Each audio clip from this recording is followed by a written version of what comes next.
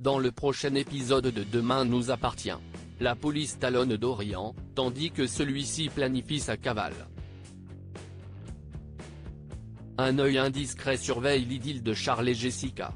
La relation d'Agnès et Bruno ne tient qu'à un fil. Attention, les paragraphes qui suivent contiennent des spoilers sur l'épisode de Demain nous appartient diffusé lundi soir sur TF1. Si vous préférez ne rien savoir, ne lisez pas la suite. Lundi 15 avril dans Demain nous appartient. Dorian planifie sa cavale et après avoir envisagé de se suicider en sautant d'une des fenêtres du lycée, Dorian a décidé de continuer à vivre. Grâce à un portable prépayé il appelle son père pour le rassurer, ainsi que pour lui avouer la vérité. Dorian raconte avoir eu une altercation avec Simon à propos de Camille car il est certain qu'il la manipulait. Il voulait donc l'obliger à la quitter. Comme il n'a rien voulu entendre, Dorian l'a suivi jusqu'à la soirée. En montant à l'étage, il l'a surpris sur le balcon, agenouillé près de Maud inconsciente par terre. Dorian a vrillé. Une dispute s'ensuivit jusqu'à ce que Dorian pousse Simon et que ce dernier bascule par-dessus la rambarde.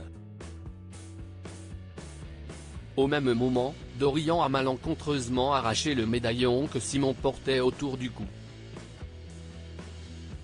Le jeune homme a ensuite eu juste le temps de se cacher lorsque Camille est sortie de la salle de bain pour revenir sur le balcon. Malgré ses aveux accablants, Dorian promet à son père qu'il n'a jamais voulu que Simon tombe du balcon. Étienne le croit et l'encourage à dire la vérité à la police avant de pouvoir être défendu lors de son procès. Mais Dorian sait pertinemment qu'il ira en prison. Contrairement à sa mère, il se sent incapable de le supporter et préfère partir loin en voilier. Au commissariat, Martin et Aurore n'ont aucune trace de Dorian jusqu'à ce que Roxane les informe de son appel à son père. Elle explique que le jeune homme a l'intention de fuir seul par la mer. Elle a évidemment prévenu la capitainerie. Pendant ce temps, Camille est au chevet de Simon qui se réveille de son coma. La jeune fille appelle aussitôt une infirmière. Très émue, Camille déclare à Simon qu'elle l'aime et qu'elle ne pensait pas ce qu'elle lui a dit à la soirée.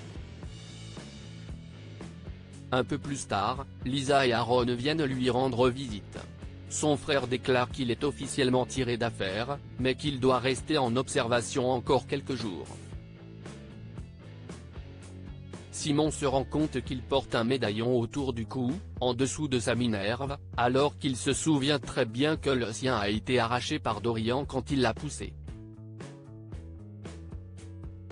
Aaron avoue qu'il lui a prêté le sien quand il était dans le coma. Dans le hall de l'hôpital, Camille annonce la bonne nouvelle à Raphaël et Maud.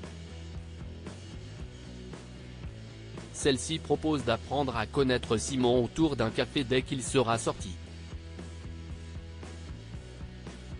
De leur côté, Martin et Aurore sont en planque au port de Plaisance. Ils interpellent le propriétaire du bateau amarré à côté de celui des Curtis. Ce dernier confirme que Dorian devait lui louer son bateau vers midi, mais il n'a aucune nouvelle depuis. Aurore pense que son neveu brouille les pistes exprès. À l'hôpital, Camille retourne auprès de Simon pendant que Sarah vient l'interroger. Simon identifie clairement Dorian comme son agresseur, puis raconte précisément tout ce qui s'est passé. Camille a du mal à comprendre le comportement de son ex. La policière laisse ensuite le couple en tête-à-tête, confirmant à Simon que l'opération de recherche de Dorian est toujours en cours. À la fin de la journée, Dorian monte à bord d'un voilier et prend le large. Agnès fait un geste envers Bruno Spoon. Bruno termine son petit déjeuner composé d'un café et d'un croissant. Quand Mona vient le débarrasser, il hésite à commander un deuxième croissant avant d'y renoncer en déclarant que ce n'est pas raisonnable. Au comptoir, Agnès entend leur conversation et demande discrètement à Mona de lui apporter un deuxième croissant de sa part. Elle décide ensuite de régler entièrement sa note. Après avoir juré de garder le secret, Mona ne peut s'empêcher de vendre à la mèche à Bruno, certaine qu'il s'agit d'une technique de flirt. Vexé, Bruno sort du café et rattrape Agnès dans la rue. Il déclare être tout à fait capable de se payer à manger et refuse qu'elle le prenne en pitié. Il insiste pour lui rendre l'argent et déchire la poche de son manteau. Furieuse, Agnès monte à bord de sa voiture, puis s'en va point au mât. Bruno raconte la situation à Alex. Ce dernier est persuadé qu'Agnès a agi par jeu de séduction et non par charité. Il incite son ami à trouver un moyen de s'excuser. Bruno retourne donc au Spoon afin de demander à Mona si Agnès est une cliente régulière. La cuisinière lui donne absolument toutes les informations qu'elle possède à son sujet, notamment sa profession, son statut marital, ainsi que le quartier où elle habite. Jessica piégée par Charles ? Au Spoon, Charles aide Jessica à rédiger un mail à la mairie dans le but d'obtenir des autorisations pour organiser son défilé en plein air. Il en profite pour l'inviter à boire un verre chez lui le soir même car il a la maison de sa mère rien que pour lui. Jessica décline en expliquant qu'elle a trop de travail. À l'hôpital, Jessica confie à Nour que les attaques du AT ne cessent d'empirer. Les filles décident de parler d'autre chose. Nour cherche à savoir où son ami en est avec Charles. Jessica avoue qu'elle a trouvé le jeune homme trop direct quand il l'a invité à boire un verre chez lui.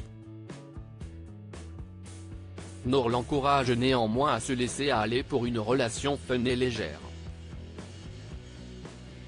Jessica décide donc d'appeler Charles pour lui dire qu'elle a changé d'avis.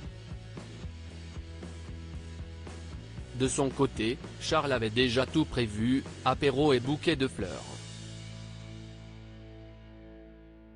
Quand Jessica arrive chez lui et qu'elle s'en rend compte, il explique qu'il espérait secrètement qu'elle change d'avis. Séduite, Jessica l'embrasse et lui demande de l'emmener dans sa chambre. Jessica et Charles partagent un moment intime. Charles propose d'ailleurs à Jessica de passer la nuit avec lui, ce qu'elle accepte. Sans savoir qu'une mini-caméra est posée sur l'étagère, en train de les filmer.